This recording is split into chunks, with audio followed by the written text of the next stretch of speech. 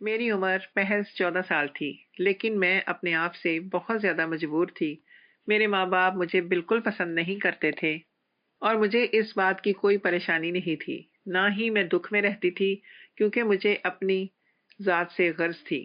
جو میں حاصل کرنا چاہتی تھی وہ میں کسی بھی صورت حاصل کر لیتی تھی۔ میں بچپن سے ہی بہت الگ مزاج کی لڑکی تھی۔ میں نے 14 سال کی عمر میں ہی کئی بار جسمانی تعلقات قائم کر لیے تھے، اور وہ بھی اپنے ہم عمر انسان سے نہیں بلکہ 45 سالہ مردوں سے۔ ایسے کام کروانا مجھے بہت زیادہ پسند تھا، ورنہ میں بالکل مطمئن نہیں ہو پاتی تھی۔ میرا الگ ہی شوق تھا، اور لوگ اس عمر میں اپنی پڑھائی پر دھیان دیتے تھے، جبکہ میں ان چیزوں میں ملوث ہو چکی تھی۔ میری ماں کو میرے بارے میں تمام باتیں معلوم تھیں کہ میں کیا کرتی پھر رہی ہوں، لیکن ان کے پاس اتنا وقت نہیں تھا کہ وہ میری اچھی تربیت کرتی۔ اس وجہ سے بھی مجھے کھلی چھوٹ تھی۔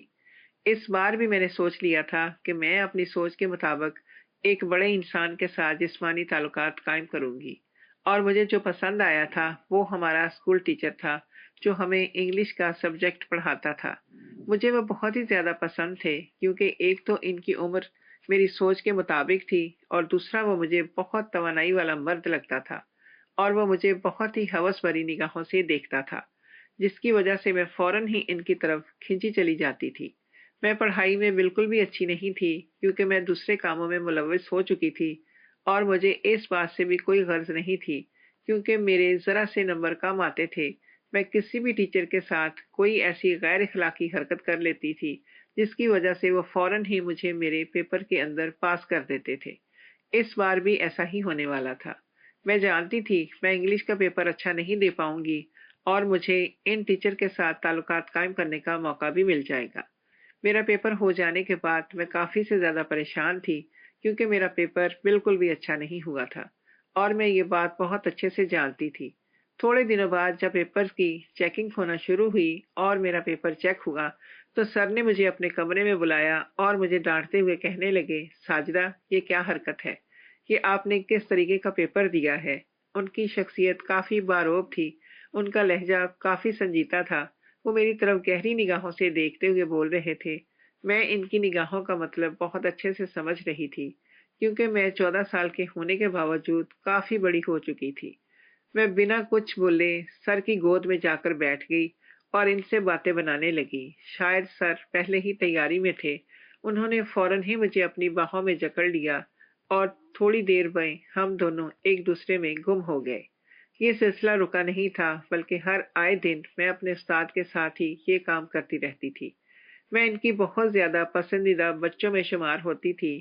کوئی بھی کام ہوتا تھا، تمام طلبہ میرے پاس آ کر ہی گزارش کرتے تھے کہ میں سر کے پاس جا کر ان کا کام کروا دوں۔ لیکن اچانک ہی سر کی طبیعت بہت زیادہ خراب ہو گئی تھی، جس کی وجہ سے وہ اسکول آنے سے قاصر تھے۔ میں بہت زیادہ پریشان ہو گئی تھی، کیونکہ میرے اندر کی ہوس مجھے بالکل بھی سکون سے بیٹھنے نہیں دے رہی تھی۔ میرے اندر یہ الگ ہی آگ جل رہی تھی، جو مجھے خاکستر کر دیتی۔ میری ماں میری بے چینی دیکھ رہی تھی، لیکن وہ کچھ بھی کہنے سے قاصر تھی۔ مجھے حیرت مجھے حیرت ہوتی تھی بعض اوقات تو میری ماں مجھے کیوں نہیں روکتی، لیکن میں بالکل بھی ان پر دھیان نہیں دیتی تھی، بس اپنے کام سے کام رکھتی تھی۔ میں بہت زیادہ بے چین تھی، کیونکہ میری خواہش پوری ہوتی نظر نہیں آ رہی تھی۔ ایک روز میرے ماں باپ کام کے سلسلے میں باہر گئے ہوئے تھے، اور میں گھر میں اکیلی بیٹھی ہوئی کافی سے زیادہ بور ہو رہی تھی، اور بار بار بے چین ہو رہی تھی، اور کوشش کر رہی تھی کہ کوئی ایسا مجھے مل جائے جس سے میں اپنے اندر لگی آگ بجھا سکوں۔ ابھی میں یہ باتیں سوچ ہی رہی تھی کہ اچانک ہی میرے گھر کا دروازہ بجنے لگا۔ مجھے لگا جیسے میرے ماں اور باپ آ چکے ہیں، لیکن جیسے ہی میں نے دروازہ کھولا تو سامنے میرا چچا کھڑا ہوا تھا، اور مجھے دیکھ کر دھیما سا مسکرایا۔ پوچھنے لگا کہ ابا گھر پر ہیں؟ میں ان کی مسکراہٹ کا مطلب تو نہیں سمجھی تھی، لیکن بیزاری سے بول دیا، نہیں، ابا گھر پر نہیں ہیں، وہ اماں کے ساتھ کسی کام کے سلسلے میں باہر گئے ہوئے ہیں، پھر میں گھر پر اکیلی ہوں۔ یہ بات سن کر مجھے احساس ہوا جیسے ان کی آنکھوں میں کوئی چمک سی آئی ہو۔ وہ مجھے سائڈ پر کر کے گھر کے اندر آ گئے۔ میں کافی حیران ہوئی، کیونکہ وہ زیادہ تر ہمارے گھر نہیں آتے تھے۔ جب بھی آتے تھے ابا گھر پر موجود ہوتے تھے، تب بھی وہ گھر میں آ کر باتیں وغیرہ کر لیتے تھے، لیکن آج ان کی غیر موجودگی میں آنا مجھے ٹھٹکنے پر مجبور کر رہا تھا۔ اور میرے دماغ میں یکدم ایک بات آئی، کیوں نہ میں اپنی خواہش اپنے چچا سے ہی پوری کر لوں۔ پہلے پہل تو مجھے اپنی اس خواہش کے بارے میں سوچتے ہی شرم سی آئی، کیونکہ وہ میری عمر میں کافی بڑے تھے اور میرے رشتے میں چچا لگتے تھے۔ اگر یہ بات میرے گھر میں معلوم ہو جاتی تو وہ لوگ مجھے زندہ نہ چھوڑتے، کہ میں باہر تو منہ مار ہی رہی تھی۔ میں نے اب یہ کام گھر پر بھی کرنا شروع کر دیا تھا، لیکن میں اپنی ایک الگ ہی آگ میں جل رہی تھی اور مجھ سے بالکل برداشت نہیں ہو رہا تھا۔ میرا چچا میرے سامنے ہی بیٹھا ہوا تھا اور مجھے کافی گہری نظروں سے دیکھ رہا تھا۔ میں اس کے سامنے کھڑی ہو گئی اور تھوڑی ادائیں دکھاتے ہوئے پوچھنے لگی، چچا پانی پیو گے؟ جواباً وہ کہنے لگا، ہاں ضرور میں پانی پیوں گا، اگر تم اپنے ان خوبصورت ہاتھوں سے مجھے پانی پلاؤ گی تو۔ میں سمجھ چکی تھی کہ یہاں پر دال پکی پکائی مجھے میسر آ رہی ہے۔ میں نے فوراً ہی پانی کا گلاس بھر کر لائی۔ پہلے پہل تو میرا ارادہ میرا پانی کا گلاس ٹیبل پر رکھنے کا تھا، لیکن جس انداز سے انہوں نے مجھے کہا تھا، میں نے فوراً ہی وہ پانی ان کے لبوں سے لگا دیا اور خود جا کر ان کی ران پر بیٹھ گئی۔ یہ ان کے لیے کھلی اجازت تھی کہ وہ میرے ساتھ کچھ بھی کر سکتے ہیں، لیکن آج میں نہیں جانتی تھی کہ میں کس کنویں میں چھلانگ لگا چکی ہوں۔ مجھے اندازہ نہیں تھا کہ میں کیا کر چکی ہوں۔ میرا دل کافی تیزی کے ساتھ دھڑک رہا تھا، کیونکہ میں جانتی تھی کہ میں بہت بڑی چھلانگ لگا رہی ہوں۔ اگر یہ بات میرے گھر میں معلوم ہوئی تو میرے ساتھ بہت برا ہوگا، اور مجھے یہ بات معلوم نہیں تھی کہ جس کے ساتھ میں یہ کام کرنے جا رہی ہوں وہ میرا کیا حال کرنے والا ہے۔ میرا پانی ان کے لبوں سے لگانے کی دیر ہی تھی کہ انہوں نے وہ گلاس سائڈ پر رکھا اور مجھے اپنے بازوؤں میں جکڑ لیا اور اچانک ہی میں کافی اجلی ہوئی حالت میں بیٹھی ہوئی تھی۔ میں بہت سے مردوں کے ساتھ یہ کام کر چکی تھی، لیکن میں نہیں جانتی تھی کہ میرا چچا میری یہ حالت کر دے گا۔ وہ مجھے بھنبوڑ کر رکھ چکا تھا اور وہاں سے جا چکا تھا، جبکہ میری حالت کسی بے جان گڑیا کی مانند تھی۔ میں ایک طرف لڑک گئی تھی اور اپنا آپ مجھے بہت گندا محسوس ہو رہا تھا۔ میں نے یہ کام کئی مردوں کے ساتھ کیا، دکان والے چچا کے ساتھ، اسکول میں استادوں کے ساتھ، پانی دینے والے انکل کے ساتھ، لیکن آج جب میں نے اپنے سگے چچا کے ساتھ یہ کام کیا تو مجھے اپنا آپ بہت گندا گندا محسوس ہو رہا تھا، کیونکہ جو حرکت اس نے میرے ساتھ کی تھی اور جس طریقے سے اس نے کیا تھا مجھے بہت تکلیف دے رہا تھا۔ میں بہت روئی اس کے آگے۔ میں نے بہت گڑ گڑا کر اس سے اپیل کی کہ وہ مجھے چھوڑ دے، لیکن جب اس نے مجھے اپنی باہوں میں جکڑا تھا تو میری ہڈیوں کو توڑ کر رکھ دیا تھا۔ میرے جسم کا انگ انگ درد کر رہا تھا۔ مجھے اپنے آپ سے گھن آ رہی تھی۔ میں بار بار خود کو کوس رہی تھی کہ آخر میں کیوں اس کی گود میں جا کر بیٹھی اور اپنا آپ اس گندے انسان کے ہاتھوں میں سونپا۔ میں بہت روئی تھی اور میں یہ دکھ اپنا کسی سے بتانا بھی نہیں سکتی تھی کہ میرے چچا نے میری یہ حالت کر دی۔ تھوڑی دیر بعد جب میری ماں گھر آئی اور مجھے اس حالت میں دیکھا تو وہ کافی پریشان ہو گئی اور مجھ سے دریافت کرنے لگی کہ میں نے کس کے ساتھ منہ کالا کیا ہے اور گھر کے اندر مجھے یہ حرکت کرنے کی کیا ضرورت تھی۔ ابا گھر کے اندر آتے اس سے پہلے ہی اماں مجھے زبردستی پکڑ کر کمرے سے لے گئی تھی، لیکن مجھ سے بالکل بھی چلا نہیں جا رہا تھا۔ میری حالت بہت زیادہ خراب ہو گئی تھی، کیونکہ اس نے یہ غلط کام کئی بار کیا تھا اور بالکل بھی رکنے کا نام نہیں لے رہا تھا۔ وہ کافی عمر دراز تھے، لیکن میں نہیں جانتی تھی کہ ان کے اندر مجھ سے زیادہ ہوس موجود ہے، اور چند منٹ کے اندر ہی انہوں نے مجھے بے جان کر دیا تھا۔ میری اماں نے مجھے نہلایا، کیونکہ مجھ میں اتنی طاقت نہیں تھی کہ میں اٹھ کر باتھ روم تک ہی چلی جاتی۔ میری حالت اتنی خراب ہو رہی تھی کہ میں اپنا ایک ہاتھ نہیں اٹھا پا رہی تھی۔ مجھے آج اپنے کیے پر بہت افسوس ہو رہا تھا۔ میں بار بار خود کو ملامت کر رہی تھی کہ مجھے ایسا کرنا نہیں چاہیے تھا۔ اگر میں ایسا نہ کرتی تو آج میری یہ حالت نہ ہوتی۔ میری اماں مجھ سے پوچھتی رہ گئیں، لیکن میرے پاس بتانے کے لیے کچھ بھی موجود نہیں تھا۔ اسی لیے میں خاموشی سے ان کی لان تان سنتی رہی، لیکن میں نے اپنے منہ سے ایک لفظ نہیں نکالا، کیونکہ میں جانتی تھی اگر میں یہ بات ان کے گوش گزار کر دیتی کہ میں نے یہ آج کا کام جو کیا ہے وہ کسی غیر مرد کے ساتھ نہیں بلکہ اپنے سگے چچا کے ساتھ کیا ہے، تو وہ یقیناً میرا گلا گھونٹ کر مجھے ابدی نیند سلا دیتی۔ اس وجہ سے بھی میں خاموش تھی، کیونکہ مجھے اپنی زندگی بہت پیاری تھی، لیکن آج مجھے بہت افسوس ہو رہا تھا کہ مجھے یہ کام اپنے چچا کے ساتھ نہیں کرنا چاہیے تھا۔ میں اپنے آپ کو کوستی ہوئی سو گئی تھی، اور اگلے روز جب میری آنکھ کھلی تو مجھے اپنی حالت کافی سے زیادہ خراب ہوتی ہوئی محسوس ہوئی۔ مجھے اپنا جسم کافی نڈھال نڈھال محسوس ہو رہا تھا۔ کچھ دن تک تو ایسا ہی رہا، لیکن میں جلد ہی صحت یاب ہو گئی اور ویسے ہی میری آوارہ گردیاں شروع ہو گئیں۔ مجھے جہاں اپنا شکار نظر آتا تھا میں اس کے ساتھ ہی تعلقات قائم کر لیتی تھی۔ میں ذہانت میں بہت اچھی تھی، میں بہت جلد ہی لوگوں کے دماغ کو پڑھ لیتی تھی کہ وہ میرے بارے میں کیسے خیالات رکھتا ہے، اور اسی حساب سے ہی میں اس انسان کو پھنسانے میں آسانی محسوس کرتی تھی۔ بہت سے لوگ میری طرف جلد سے متوجہ ہو جاتے تھے، لیکن بہت سے ایسے لوگ بھی ہوتے تھے جن کو مجھے پھنسانے میں بہت مشکل پیش آتی تھی۔ لیکن ایک چیز یہ اچھی تھی کہ میں آرام سے 45 سالہ مردوں کے ساتھ یہ کام کر لیتی تھی، کیونکہ وہ لوگ پہلے ہی ہوس کے پجاری ہوتے تھے، اور مجھ جیسی کم سن حسین دوشیزہ جب ان لوگوں کو میسر آتی تھی تو وہ لوگ مجھے کسی بھی صورت نہیں چھوڑتے تھے۔ وقت اپنی رفتار کے ساتھ گزر رہا تھا اور میں ہر روز ہی یہ کام کرتی آ رہی تھی۔ ایک روز میری اماں اور ابا کام کے سلسلے میں باہر گئے ہوئے تھے کہ اچانک ہی ایک قالین بیچنے والا پٹھان ہمارے دروازے پر آیا اور دروازہ کھٹکھٹا کر پوچھنے لگا کہ باجی قالین لینا ہے کیا؟ میں آج پھر عجیب سی حالت کا شکار تھی۔ مجھے اس کام کی لت لگ چکی تھی جس کی وجہ سے میں کسی بھی طور پر اپنی اس خواہش کو کسی نہ کسی کے ذریعے پوری کر ہی لیتی تھی۔ لیکن آج کل مجھے پھر میری خواہش پوری ہوتی نظر نہیں آ رہی تھی اور گھر میں بھی اکیلی تھی۔ جب میں نے اس پٹھان کو دیکھا تو مجھے اپنا آپ بہکتا ہوا محسوس ہوا۔ وہ دیکھنے میں کافی خوبصورت پٹھان تھا، سرخ و سفید رنگت، لمبا چوڑا قد، جاندار مرد تھا۔ مجھے یکدم ہی اس کو دیکھ کر ایک خیال آیا، کیوں نہ آج اس کے ساتھ میں دن رنگین کر لوں، اور میں نے اپنے منصوبے کے تحت اس پٹھان کو اپنی اداؤں کے جال میں پھنسا لیا۔ وہ شاید مجھ سے یہی توقع کر رہا تھا اور فوراً ہی مجھ پر تل پڑا اور میری حالت کسی آوارہ کوٹھے والیوں کی طرح کر دی۔ میری حالت بہت دوہری ہو رہی تھی کیونکہ اس انسان نے مجھے چند سیکنڈ میں ہی بھنبوڑ کر رکھ دیا تھا، اور اس نے تو میری حالت میرے چچا سے بھی بری کر دی تھی۔ وہ انسان جوان تھا اور میرے چچا کافی بوڑھے تھے، لیکن اس کے باوجود انہوں نے میرا بہت برا حال کیا تھا۔ لیکن اس پٹھان نے تو مجھے سانس لینے کی بھی مہلت نہیں دی تھی، بلکہ آدھے گھنٹے کے اندر ہی اندر اس نے میری ایسی حالت کر دی تھی کہ مجھے سانس تک نہیں آ رہی تھی، اور اس نے میرے ساتھ جنگلیوں کی طرح سلوک کیا۔ وہ مجھے جانوروں کی طرح استعمال کر رہا تھا، اور اگر میں ذرا سا بھی اس کو ہٹانے کی کوشش کرتی خود سے تو وہ مجھے مارنے پیٹنے شروع کر دیتا۔ اور آج ایک بار پھر خود پر افسوس ہو رہا تھا کہ میری ہوس نے کیا کرنے پر مجبور کر دیا، لیکن میں اس کا ظلم و ستم سہتی رہی کیونکہ مجھے مزہ بھی آ رہا تھا اور میری آگ بجھ رہی تھی۔ تھوڑی دیر بعد ہی وہ پٹھان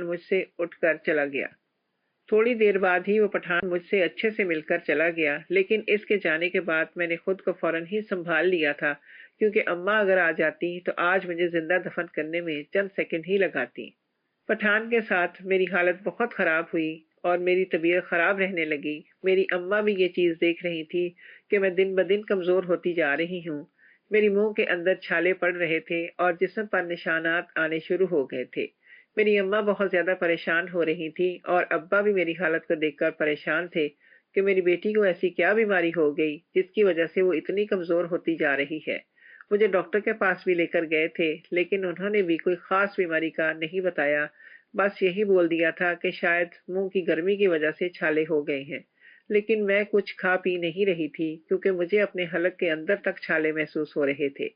میرے گھر کے اندر موجود میرے ماں باپ بہت پریشان تھے اور میں خود کی حالت سے بھی کافی بیزار ہو گئی تھی۔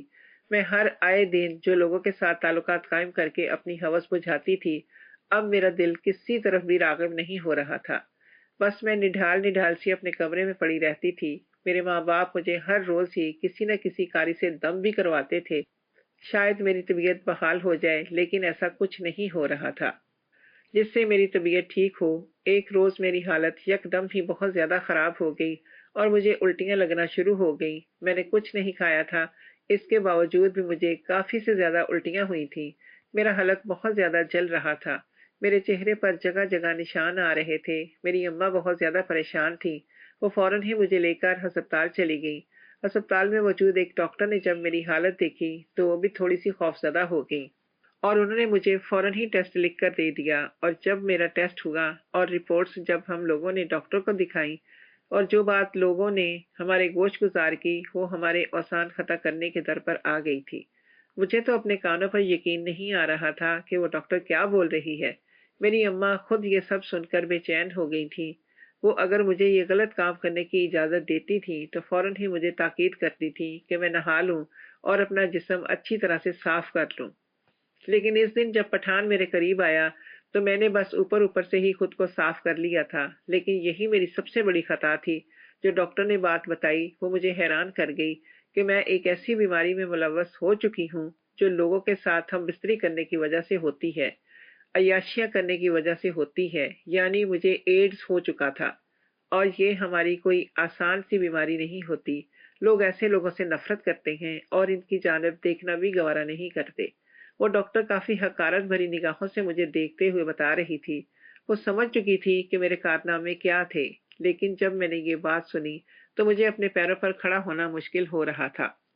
میں اچھے سے اس بیماری کے بارے میں جانتی تھی، مجھے بھی تھوڑا بہت تو اس بیماری کے بارے میں معلوم تھا، لیکن جب میں نے ایک ڈرامہ دیکھا تھا اس کے بعد مجھے اس کے بارے میں تمام آگاہی ہو گئی تھی کہ یہ بیماری کن لوگوں کو ہوتی ہے اور اس بیماری کے بعد انسان کو کیا کیا چیزوں کا سامنا کرنا پڑتا ہے۔ اس انسان کو جلد سے جلد موت بھی نہیں آتی ہے، ان کو بہت سسک سسک کر موت آتی ہے۔ میرا دل خون کے آنسو رو رہا تھا، مجھے یقین نہیں آ رہا تھا کہ میں کیا غلطی کر بیٹھی ہوں، جبکہ میری ماں بھی اپنا سر پکڑ کر بیٹھی ہوئی تھی۔ لوگ بہت زیادہ رو رہے تھے۔ میرے باپ کو جب میری ماں نے گھر میں آ کر یہ بات بتائی تو وہ حیران ہو گئے، کیونکہ میرے کرتوت کے بارے میں میرے باپ کو ذرا بھی آگاہی نہیں تھی۔ میری ماں تمام چیزوں سے آگاہ تھی اور آج مجھے اپنی ماں پر بھی افسوس ہو رہا تھا کہ جب انہیں میری تمام حرکتوں کے بارے میں معلوم تھا تو انہوں نے مجھے اس چیز کے لیے روکا کیوں نہیں۔ میرے ابا میری اماں پر غصہ کرتے ہوئے کہنے لگے، جب تمہیں معلوم تھا کہ تمہاری بیٹی کن چیزوں میں ملوث ہو چکی ہے، کس راستے پر چل رہی ہے، تو تم نے اس کی شادی کیوں نہیں کرائی؟ اگر وہ اتنی گھٹیا حرکتیں کر رہی تھی تو ہمیں تم بتاتی تو صحیح۔ میری اماں سر جھکائے سب کچھ سن رہی تھی، برداشت کر رہی تھی، جبکہ میں بھی ایک کونے میں بیٹھی سسک رہی تھی، کیونکہ میں سمجھ چکی تھی کہ میری موت بہت جلد ہونے والی ہے اور اتنی اذیتناک موت مجھے میرے رونگٹے کھڑے محسوس ہوتے ہوئے نظر آ رہے تھے۔ میرے ابا نے قریب آ کر میرے منہ پر ایک زناٹے دار تھپڑ مارتے ہوئے کہا، اچھا ہوا تمہارے ساتھ یہ ہو گیا اور انشاءاللہ تم کتے کی موت ہی مرو گی۔ تم جیسی اولاد سے بہتر ہے کہ میری کوئی اولاد نہ ہوتی۔ تمہارے پیدا ہوتے ہی میں تمہارا گلا گھونٹ دیتا۔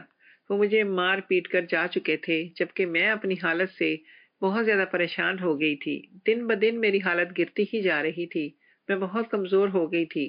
میری اماں نے مجھے ایک کمرے کے اندر بند کر رکھا ہوا تھا، کیونکہ اگر میں گھر سے باہر جاتی تو لوگ مجھے پتھر سے مارتے، اور میں اس لائق ہی تھی۔ مجھ جیسی ناہنجار اولاد اور ایک گندی لڑکی کے ساتھ ایسا ہی ہونا چاہیے تھا۔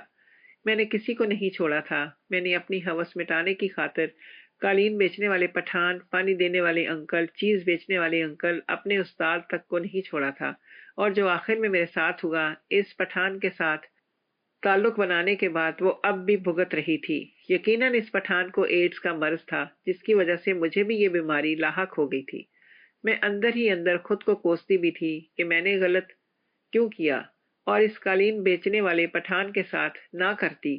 اگر میں اس قالین والے کے ساتھ یہ غلط کام نہ کرتی تو آج میری یہ حالت نہیں ہوتی، بلکہ میں صحت یاب ہوتی۔ لیکن اللہ تعالیٰ نے مجھ پر اپنا عذاب تو نازل کرنا ہی تھا، لیکن میں نہیں جانتی تھی کہ مجھ پر اتنا خطرناک قسم کا عذاب نازل ہوگا۔ میں بہت کمزور ہو گئی تھی، میری حالت ایسی تھی کہ میں اٹھ کر دوسرے کمرے تک نہیں جا پاتی تھی۔ میری اماں بہت زیادہ پریشان رہنے لگی تھی۔ بہت سارے لوگ ہمارے گھر پر آتے تھے اور میرے بارے میں دریافت کرتے تھے کہ ساجدہ کدھر ہے، وہ نظر نہیں آتی ہے، جبکہ میری ماں خوف زدہ سی میرے دروازے کی جانب دیکھتے ہوئے بول دیتی تھی کہ وہ اپنی خالہ کے گھر چلی گئی ہے، جس کی وجہ سے وہ یہاں پر نظر نہیں آتی ہے، جبکہ مجھے یہ بات بہت زیادہ تکلیف دیتی تھی، کیونکہ میری ماں میرے بارے میں کسی کو کچھ نہیں بتا سکتی تھی، کیونکہ میں نے کام ہی اس طریقے کا کیا تھا۔ میری کوئی بھی بات کسی کو نہ بتائی جائے۔ وقت گزرنے کے ساتھ ساتھ میری بیماری میں اضافہ ہی ہوتا جا رہا تھا۔ ڈاکٹر نے میرا علاج کرنے سے منع کر دیا تھا کہ ہم ایسی بیماری والی لڑکی کا علاج نہیں کریں گے۔ بہت سے ڈاکٹر مجھے حقارت بھری نگاہوں سے دیکھتے تھے کہ اتنی سی عمر میں مجھے ایسی بیماری ہو گئی ہے۔ یقیناً میں بہت خراب لڑکی ہوں اور یہ بات حقیقت ہے۔ میں نے کئی بار اللہ سے رو رو کر، گڑ گڑا کر اپنی معافی کی طلب کی تھی، لیکن اب بہت دیر ہو چکی تھی۔ میری توبہ کا دروازہ بند ہو چکا تھا۔ لیکن اس کے باوجود بھی میں نے ہمت نہیں ہاری تھی اور میں اللہ سے دعائیں ہی کرتی رہتی تھی۔ میری ماں نے میرا بہت علاج کروایا تھا، لیکن اس کے باوجود بھی رسپانس زیرو ہی تھا، کیونکہ اس بیماری کا ڈاکٹرز نے صاف ستھرے الفاظ میں میری ماں کو بتا دیا تھا۔ میری طرح میری ماں کے پاس بھی پچھاوے کے سوا کچھ نہیں رہا تھا۔ اگر میری ماں مجھ پر روک ٹوک کرتی، مجھے سمجھاتی، تو آج اس راہ پر میں نہ چلتی۔ جب میں نے پہلی بار ایسی حرکت کی تھی تب بھی ہی میری ماں کو علم ہو گیا تھا، لیکن یہ علاقہ ایسا تھا کہ جہاں بچیاں چھوٹی عمر سے ہی اس غلط کاموں میں پڑ جاتی تھیں، کیونکہ یہ غریب گھرانے کی لڑکیاں تھیں جن کا پڑھائی کی طرف دھیان نہیں جاتا تھا۔ وہ سارا دن ایسے کاموں میں مشغول رہتی تھیں، مگر وہ سب لڑکیاں اپنے والدین سے ڈرتی تھیں اور ان کے والدین کی بھی ان پر کڑی نظر ہوتی تھی۔ اس وجہ سے وہ لوگ ملنے جلنے تک، عشق و عاشقی تک ہی محدود رہتے تھے، لیکن اس طرح کے کاموں میں نہیں پڑی تھیں جس طرح کے کاموں میں میں پڑ چکی تھی۔ اگر میری ماں نے مجھے روک ٹوک کی ہوتی تو آج یہ نتیجہ نہیں نکلتا۔ دراصل میری ماں بھی آزاد پسند عورت تھی۔ ابا کے باہر جاتے ہی اماں بھی سارا دن ادھر ادھر تاک جھانک کرتی تھیں، اور میں ان کے کارنامے ابا کو نہ بتاؤں اس وجہ سے وہ مجھے روک ٹوک نہیں کرتی تھی۔ ان کو اپنی آزادی پیاری تھی، وہ اپنے کاموں سے کام رکھتی تھی، اور اکثر جن لوگوں کے ساتھ میں ہم بستری کرتی تھی وہ مجھے بہت سارے پیسے دیا کرتے تھے یا تحفے تحائف بھی دیتے تھے۔ اس وجہ سے اماں بھی خاموش رہتی تھی۔ در حقیقت میری ماں ایک ذمہ دار خاتون اور ذمہ دار ماں نہ تھی۔ ان کو اپنے گھر سے زیادہ دوسرے کے گھروں میں دلچسپی رہتی تھی اور بن سور کر اڑوس پڑوس کے گھروں میں جاتی تھی اور ان کے شوہروں کو لبھانے کی کوشش کرتی تھی۔ اس بیماری کا کوئی علاج نہیں ہے۔ میں آج بھی بستر پر ہی ہوں، کیونکہ ایسے انسانوں کی موت بھی جلدی نہیں ہوتی ہے۔ وہ لوگ جب تک خود کو ختم نہیں کر لیتے اور ہڈیاں گل نہیں جاتی، ان لوگوں کی آنکھیں بند نہیں ہوتی۔ میں آپ سب کو بھی یہی بولوں گی کہ اپنی ہوس کو اپنے اندر ہی کہیں دبا کر رکھیں اور اپنے ہونے والے شوہر اور اپنی بیوی کی امانت سمجھ کر خود کا خیال رکھیں۔ اسی لیے ہمارے مذہب نے اس حرام کام سے ممانعت کی گئی ہے۔ آج جو تکلیف اور جو اذیت میں دکھ درد جھیل رہی ہوں، لفظوں میں بیان کرنا مشکل ہے۔ کاش کہ میرا رب مجھے اس گناہ کے لیے معاف کر دے۔ جو شخص اپنی ہوس کے اندر غلط کام کر جاتا ہے، اللہ تعالیٰ اس کے ساتھ ایسا ہی عذاب نازل کرتا ہے۔ یہ کہانی سنانے کا مقصد یہی ہے کہ جن غلط کاموں میں میں پڑ چکی تھی، خدا را آپ ان کاموں میں مت پڑیں۔ اگر آپ ایسے غلط کاموں میں پڑ چکے ہیں تب اب بھی آپ کے پاس وقت ہے اپنے قدم پیچھے ہٹانے اور اپنے رب سے معافی مانگ لیں اور آئندہ کے لیے توبہ کر لیں۔ میرے ساتھ ایک ایسا حادثہ ہوا تھا جو میں ساری زندگی نہیں بھول سکتی تھی، اور نہ ہی اس کے بعد مجھے اپنے والدین کی فکر اور احساس اچھا لگتا تھا، بلکہ اگر وہ دونوں میری پرواہ کرتے یا میری فکر میں کوئی بات کرتے تو مجھے لگتا تھا کہ وہ دونوں بس دکھاوا کرتے ہیں، اور ان کے اس دکھاوے سے میرے سارے زخم ہرے ہو جاتے اور میں چیخنے چلانے لگتی کہ اب وہ کیوں یہ فکر اور احساس کا دکھاوا کرتے ہیں۔ کاش کہ وہ یہ پہلے احساس کر لیتے تو مجھے وہ سب نہ جھیلنا پڑتا جو کچھ میں نے جھیلا اور آج تک بھول نہیں پائی، اور نہ ہی شاید کبھی بھول پاؤں گی۔ اب ان کے احساس کا کوئی فائدہ نہیں کہ اب جو زخم مجھے ملنے تھے وہ مل گئے، اور اب مجھے ساری زندگی ان زخموں کے ساتھ جلتے رہنا تھا۔ میں روشنیوں میں رہنے والی لڑکی اب اندھیرے کمرے میں بند ہو کر رہ گئی تھی۔ میں جو کبھی بھی اکیلے رہنا پسند نہیں کرتی تھی اور کبھی بھی خاموش نہیں رہتی تھی، اب مجھے اتنی چپ لگ گئی تھی کہ کوئی بھی مجھ سے بولتا رہتا اور گھنٹوں بات کرتے کرتے تھک جاتے، مگر میں جواب تک نہیں دیتی تھی۔ اور میں جو ہمیشہ محفلوں کی جان بنی رہتی تھی، اب لوگوں سے ملنا تو دور، ان کو دیکھنا تک چھوڑ دیا تھا۔ لوگ مجھے مغرور سمجھتے تھے اور پتہ نہیں کیا کچھ، مگر صرف میں ہی جانتی تھی کہ میں ایسی کیوں تھی، اور یہ بھی کہ میں پہلے ایسی نہیں تھی، مگر جو کچھ مجھ پر بیتا اس نے مجھے ایسا بنا دیا تھا کہ میں سب سے دور رہوں۔ میں میٹرک کی طالبہ تھی اور مجھے سائنس سبجیکٹ کے لیے ٹیوٹر کی ضرورت تھی، اور میں چاہتی تھی کہ میں بھی اپنی فرینڈز کی طرح کوچنگ سینٹر جاؤں، مگر میری ماں کو میرا کوچنگ جانا پسند نہیں تھا، کیونکہ وہ امیر اور ماڈرن تھی اور وہ چاہتی تھی کہ ان کی بیٹی سب سے الگ ہی رہے۔ اس کے لیے انہوں نے میرے لیے ایک ٹیوٹر کا انتظام کیا جو گھر آ کر مجھے پڑھاتا تھا۔ وہ ٹیوٹر مجھے پڑھانے کی بھاری فیسیں لے رہا تھا، اور میری ماں فخر سے کہتی تھی کہ اس نے اپنی بیٹی کے لیے ایک قابل ٹیچر کا انتظام کیا ہے جو انتہائی مہنگی فیس لیتا ہے اور اس کی بیٹی کو بہت بہترین پڑھاتا ہے۔ ویسے تو وہ ٹیچر ٹھیک تھا مگر مجھے اچھا نہیں لگتا تھا، شاید اس لیے کہ میں ابھی تک اس بات کو قبول نہیں کر پائی تھی کہ میں اپنی باقی فرینڈز کی طرح اکیڈمی میں جا کر نہیں پڑھ سکتی، بلکہ مجھے گھر پر رہ کر ایک اچھے ٹیوٹر سے پڑھنا تھا۔ شروع میں مجھے وہ ٹیوٹر بالکل اچھا نہیں لگتا تھا اور نہ ہی مجھے اس کے پڑھانے کا انداز پسند آیا تھا، مگر جب میں نے اپنی ماں سے یہ بات کی تو انہوں نے مجھے جھڑک دیا اور کہا میں یہ بہانے بند کروں اور اپنی تعلیم کا معیار بہتر بناؤں اور یہ بھول جاؤں کہ میں اپنی دوستوں کی طرح سے اکیڈمی جا سکتی ہوں۔ اور بھی بہت ساری ہدایت مجھے دی گئیں، تب میں چپ ہو گئی اور اپنی پڑھائی میں دل لگانے لگی، جبکہ دل میں بہت اداس تھی اور اپنی دوستوں کے ساتھ پڑھنا چاہتی تھی۔ جبکہ میری ساری دوستیں اور باقی کی کلاس فیلوز مجھ پر رشک کرتی کہ میں اتنی امیر ہوں کہ مجھے گھر پر اتنا اچھا ٹیوٹر پڑھانے آتا ہے اور مجھے اکیڈمیوں کے لیے رلنا نہیں پڑتا۔ ان کی باتیں سن کر بھی پھر میں نخرے میں آنے لگی اور تب میں اپنا سارا افسوس بھلا کر اپنے ٹیوٹر سے بہت اچھے سے پڑھنے لگی، اور جب میں نے دل سے اس ٹیوٹر کو قبول کیا تو مجھے معلوم ہوا کہ وہ واقعی ایک قابل استاد ہے اور مجھے بہت محنت سے پڑھاتا تھا، اور اس کی محنت کی وجہ سے میں نے بہت کم دنوں میں اپنی پڑھائی بہتر کر لی اور اب کلاس میں ہر سبجیکٹ میں ٹاپ پر آ گئی تھی، جس وجہ سے کلاس اور اسکول میں میری خوب واہ واہ ہوتی، جو سن کر مجھے بہت اچھا لگتا تھا، اور ان تعریفوں کی وجہ سے میں آسمانوں میں اڑنے لگی تھی، اور تب میں نے اپنے ٹیچر کو بھی دل سے قبول کر لیا تھا اور ان سے بہت فری ہو گئی تھی اور دل لگا کر ان سے اپنا ہر سبجیکٹ پڑھتی تھی اور ہر بات شیئر کرتی تاکہ پڑھائی میں مزید بہتر ہو جاؤں۔ پہلے تو میں اس ٹیوٹر سے بہت زیادہ بے رخی سے بات کرتی تھی کیونکہ میرا دل نہیں مانتا تھا کہ میں اس کے پاس پڑھائی کروں، مگر اب چونکہ اس کی محنت کی وجہ سے میرے بہت اچھے نمبر آنے لگ گئے تھے تو میں بھی خوش ہو گئی تھی، اور میرے دل لگانے پر میرے ماں باپ بھی بہت خوش ہو گئے تھے کہ ان کی بیٹی پہلی پوزیشن پر رہتی ہے اور ان کا نام خوب اونچا ہو رہا ہے۔ کیونکہ میں پڑھائی میں بہترین ہو گئی تھی تو اس پر اس ٹیوٹر کو بھی ڈیمانڈ بڑھنے لگ گئی تھی۔ اس نے اپنی فیس بڑھانے کا کہا جو میرے ماں باپ نے بنا کوئی اعتراض کیے اس کی ڈیمانڈ پوری کر دی تھی۔ اس کے کچھ ٹائم بعد اس نے باپ سے کہا کہ وہ شام میں مجھے پڑھانے آیا کرے گا کیونکہ دن میں اس کے پاس وقت نہیں ہوتا، تو اس کی یہ بات بھی میرے ماں باپ نے مان لی تھی اور ان کو کوئی اعتراض نہیں تھا، بلکہ میرے ماں باپ کے پاس تو اتنا ٹائم بھی نہیں تھا کہ وہ کسی بھی بات پر کوئی اعتراض کرتے، کیونکہ ان کا حلقہ احباب بہت وسیع تھا اور اکثر رات میں ان کو جانا پڑتا تھا، تو اس وجہ سے انہوں نے اس طرف زیادہ توجہ نہیں دی کہ میں کس طرح اور کیسے پڑھتی ہوں۔ ان کے لیے اتنا بہت تھا کہ میں ہر کلاس میں فرسٹ ہوتی جا رہی ہوں۔ ان کی بھی بہت تعریف ہوتی ہے اور مجھے بھی اس بات پر کوئی اعتراض نہیں تھا، اور نہ ہی میں نے کبھی سوچا تھا کہ شام میں آنے کا اس کا کوئی مقصد ہوگا اور ایسا بھیانک مقصد ہوگا کہ جس سے میں جیتے جی مر جاؤں گی، اور پھر میں تو کیا میرے ماں باپ کی بھی زندگی بدل کر رہ جائے گی، اور ایسا دردناک واقعہ ہوگا کہ جس سے ان کی آنکھیں کھل جائیں گی اور وہ خود کو سب سے بہتر سمجھتے تھے بعد میں خود کو سب سے کمتر سمجھیں گے۔ اس سب کے بعد میرا جینے کو دل نہیں کرتا تھا۔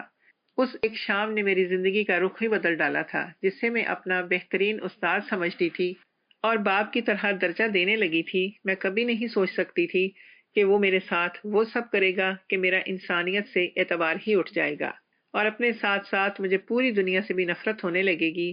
میں جو اب خوش تھی کہ میں پڑھائی میں بہت اچھی ہو گئی ہوں اور اس وجہ سے میرے ماں باپ بھی فخر محسوس کرتے ہیں اور سب لڑکیاں مجھ سے جلتی تھیں اور میرے آگے پیچھے گھومتی تھیں تاکہ میرے ساتھ رہ کر اپنے نمبر بنا سکیں، اور سارے خاندان میں بھی میری واہ واہ ہو گئی تھی۔ جس نے مجھے اونچائی پر لا کھڑا کیا تھا کبھی سوچا بھی نہیں تھا کہ مجھے ایسے وقت سے بھی گزرنا پڑے گا کہ جب میں جینے کے قابل بھی نہیں رہوں گی، اور کل تک جو لوگ میرے آگے پیچھے گھومتے تھے اور مجھے حسرت سے دیکھتے تھے وہ بعد میں مجھ پر تھوکنا بھی پسند نہیں کریں گے اور میرے جیتے جی مر جاؤں گی۔ اس شام جب وہ مجھے پڑھانے آیا تو حسب معمول میرے والدین فنکشن پر جانے کے لیے تیار تھے۔ وہ تقریباً ہر شام رات ہی کسی فنکشن پر، کسی شادی پر یا کسی پارٹی میں جاتے تھے، اور پیچھے میرے پاس دائی ماں جنہوں نے مجھے پالا تھا اور ایک ملازمہ بھی ہوتی تھی، مگر اس روز دائی ماں اپنے گاؤں گئی ہوئی تھی اور ملازمہ بھی طبیعت خراب ہونے کی وجہ سے سرونٹ کوارٹر میں جا چکی تھی، اور ہونا یہ چاہیے تھا کہ میرے ماں باپ میرے ٹیوٹر کو واپس بھیج دیتے یا پھر خود میرے پاس رک جاتے، مگر انہوں نے یہ سب سوچنا مناسب بھی نہیں سمجھا۔ ان کے لیے وہ سب ٹھیک تھا جو وہ کرتے تھے، तब भी उन्होंने इस ट्यूटर को मेरे पास ड्राइंग रूम में भेज दिया और खुद फंक्शन पर चले गए। ये पहली बार था जब मैं थोड़ा घबरा रही थी, क्योंकि मैं बिल्कुल अकेली थी, मगर मेरे वालिदैन को इस बात से फ़र्क नहीं पड़ना था।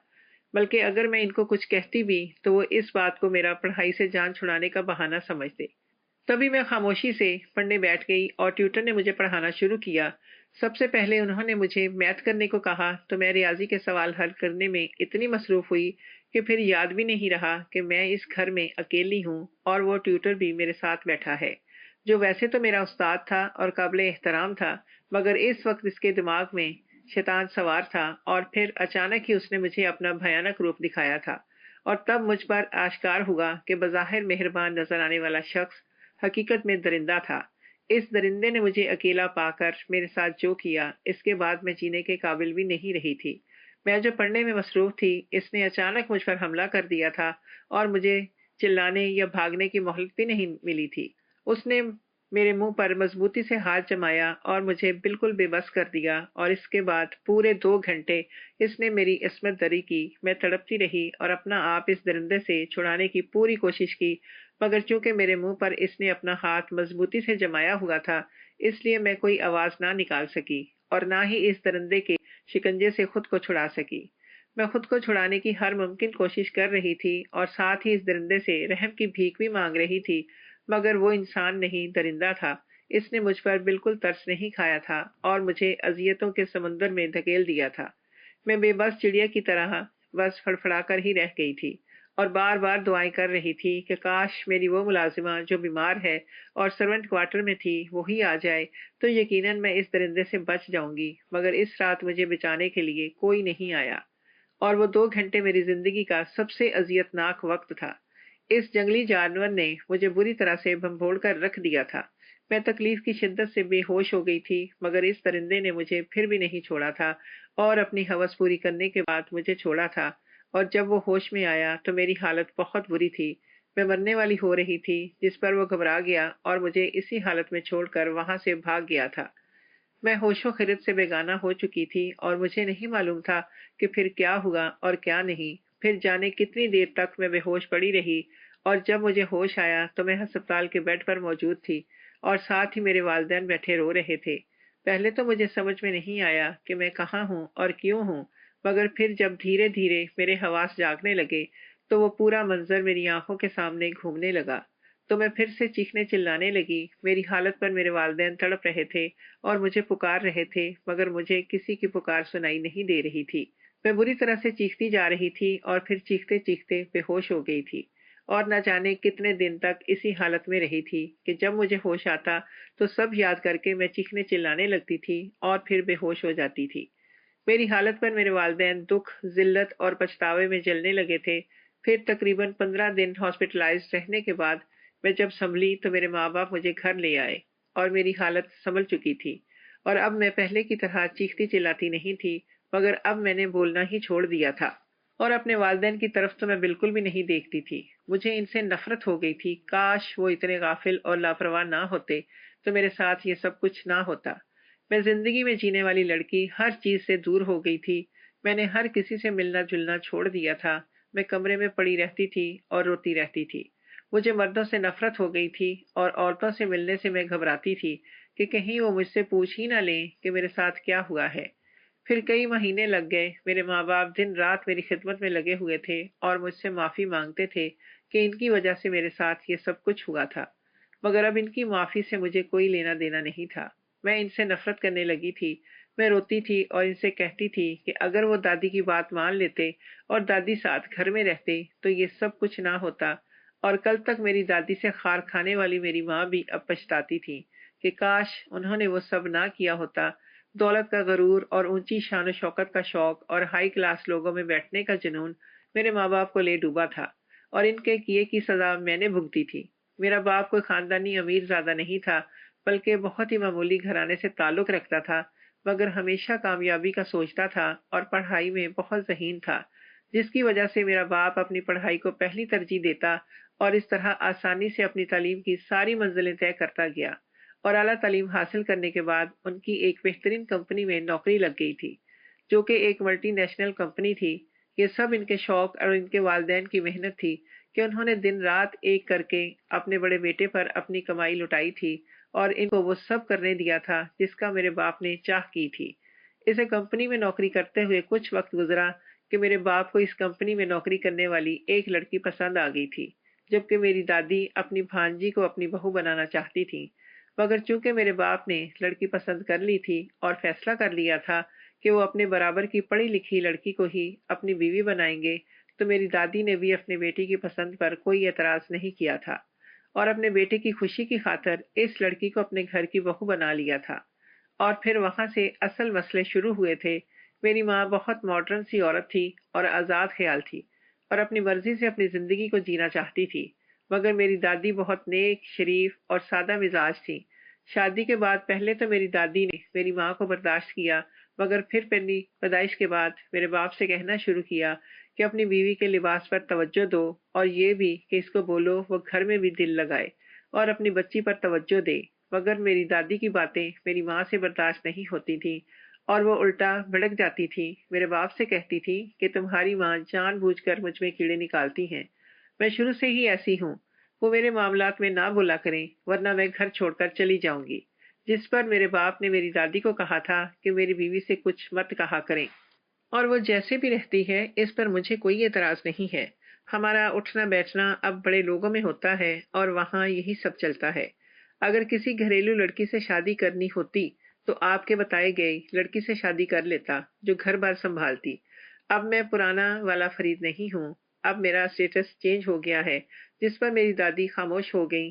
ابا نے ان کو اتنا سنایا تھا کہ کچھ کہنے کی گنجائش ہی نہ رہی تھی، لیکن اب میری ماں نے سوچ لیا تھا کہ میری دادی اچھی عورت نہیں ہے اور یہ بھی کہ ان کو آزاد رہنے کے لیے الگ گھر میں رہنا ضروری تھا تاکہ جہاں ان کو روک ٹوک کرنے والا کوئی نہ ہو۔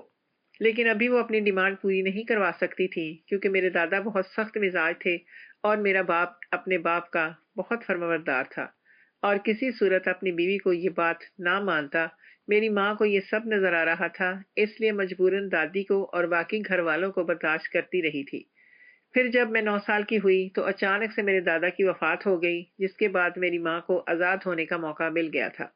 شادی کے بعد ایک بار غلطی سے دادی نے کہہ دیا تھا کہ وہ اپنی بھانجی کو بھی اپنی بہو بنانا چاہتی تھی، تو اب اسی بات کے ذریعے میری ماں نے پھوٹ ڈالنا شروع کر دی تھی۔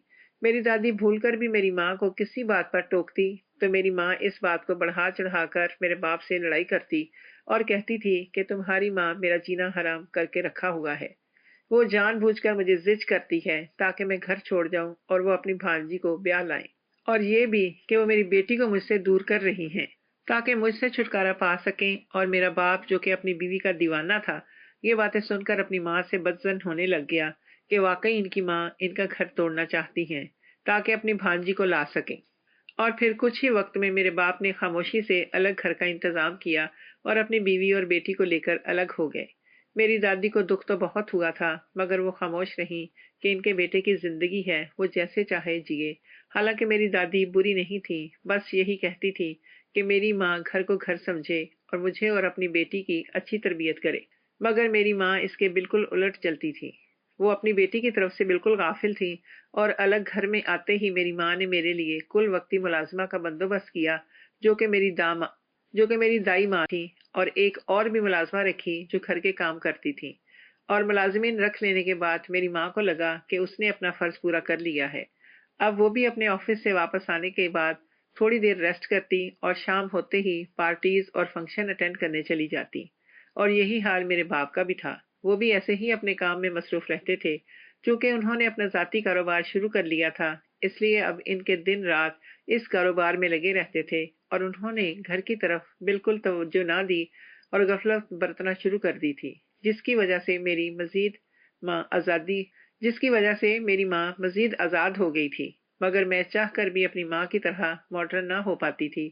شاید دادی کی پرورش کا اثر تھا کہ میں کچھ دبو سی لڑکی تھی۔ مجھے میری ماں کا اتنا بن سور کر باہر جانا اور ایسا لباس پہننا پسند نہیں آتا تھا جس میں ان کی ساری جسامت واضح نظر آتی تھی۔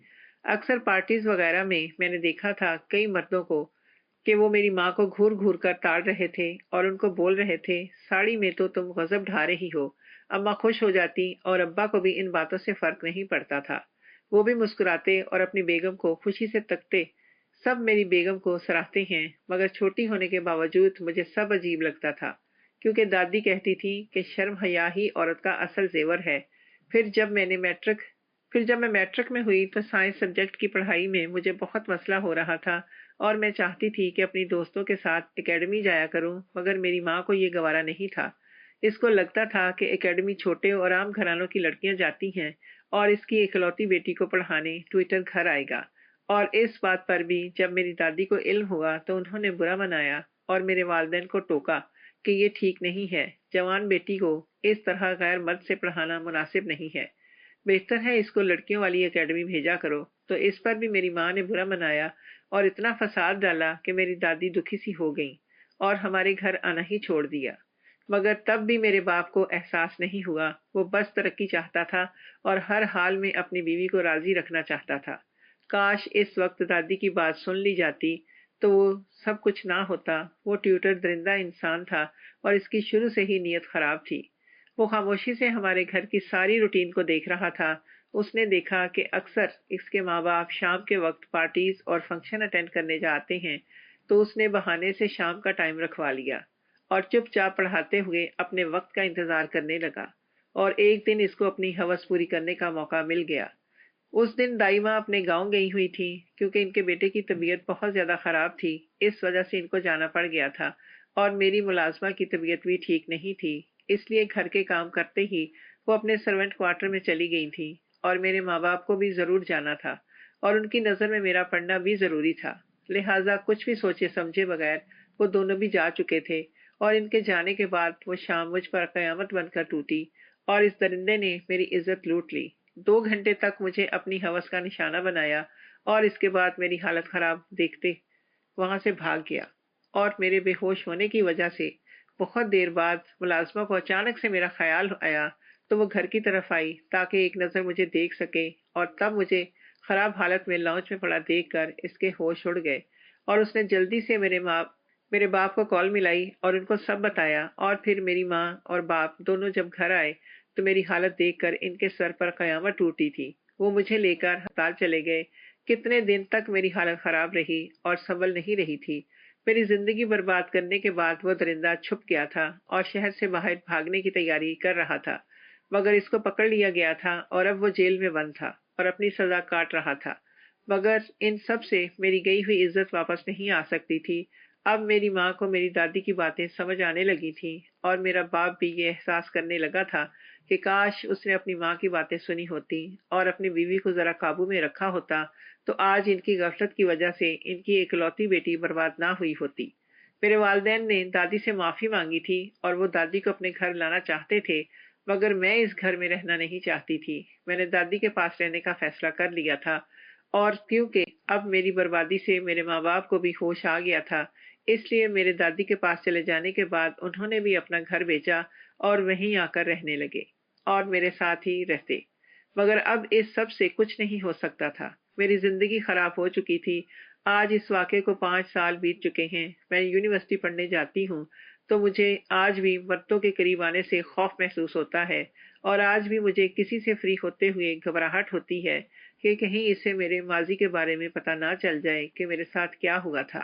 حالانکہ میرے ماں باپ، دادی اور سب میری خاطر وہ گھر، شہر سب کچھ چھوڑ چکے تھے اور بالکل انجان لوگوں اور انجان شہر میں رہنے لگے تھے، اور میری پڑھائی بھی انجان شہر میں ہی ہو رہی تھی جہاں کوئی بھی میری حقیقت سے واقف نہیں تھا، مگر پھر بھی میرے اندر کا وہ خوف پکڑ چکا تھا، جس کی وجہ سے میں بہت زیادہ اذیت میں رہتی تھی، اور اس وجہ سے سب لوگ مجھے مغرور سمجھتے تھے کہ میں دولت کی وجہ سے اپنے آپ کو بڑی چیز سمجھتی ہوں اور کسی کو گھاس نہیں ڈالتی، مگر وہ سب میری تکلیف دہ حقیقت نہیں جانتے تھے، جو اگر جان لیتے تو مجھ پر تھوکتے بھی نہیں، اور یہ سب میرے والدین کی وجہ سے ہوا۔ کاش بیٹیوں کے والدین اتنے غافل نہ ہوں کہ ان کی غفلت ان کی بیٹیوں کو جیتے جی موت کے گھاٹ اتار دیں۔ مائیں تو بیٹیوں کے پیدا ہوتے ہی چوکنا ہو جاتے ہیں، اور ان کو تو سگے رشتوں سے بھی ڈر لگنے لگتا ہے، کیونکہ بیٹیوں کے معاملے میں وہ بہت حساس ہو جاتی ہیں، مگر میری ماں کو اپنی عیاشیوں سے ہی فرصت نہیں تھی، ان کے اپنے چونچلے ہی ختم نہیں ہوتے تھے۔ کہتے ہیں وقت سب سے بڑا استاد ہوتا ہے اور انسان کو ایسے سبق سکھاتا ہے جو تا عمر انسان بھول نہیں پاتا۔ میری ماں کو بھی سبق مل گیا تھا، مگر وقت ریت کی طرح ہاتھوں سے پھسل چکا تھا۔ اب بیٹھ کر افسوس کرنے کے سوا ان کے پاس کچھ بچا نہیں تھا۔ اس کہانی کو سننے کا مقصد بھی یہی ہے کہ اگر کوئی ماں غفلت کی نیند سو بھی رہی ہے تو اپنی آنکھیں بند کیے ہوئے نہ رہے، اسے بیدار کر سکے اور اس سے پہلے پچھتا